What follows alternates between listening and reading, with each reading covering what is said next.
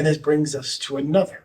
And this is where the concept of ethics actually comes back in. Of course, even in a relationship, you want to have beautiful, fragrant acts and beautiful, fragrant deeds and loving words that express yourself in your relationship with your beloved. But this is where even I believe the concepts of virtue themselves start to transform. It doesn't diminish them. It doesn't diminish the social application of ethical conduct, but it takes on additional qualities. So what is that? So the first was the ethical versus the intellect. The second was the rectitude of conduct versus relationship. And the third here is the difference between a virtue, by that I mean an expression of ethical conduct, and a verity. A verity is a true principle of belief, especially one of fundamental importance. So now, imagine that there's someone you love.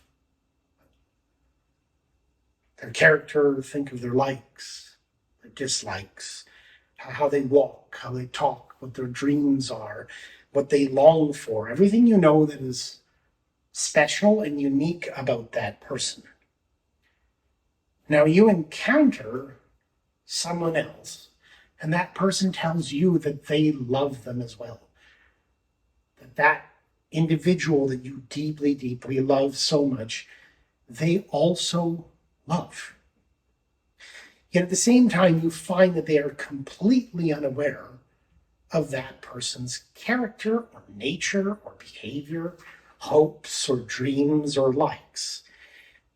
Would this be strange to you?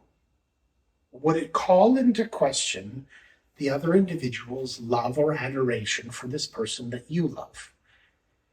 I think it's a silly question.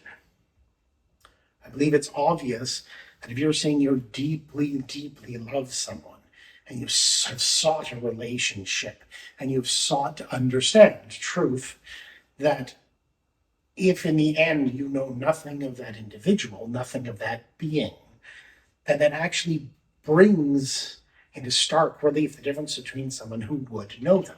And this is going to become more important as we go on.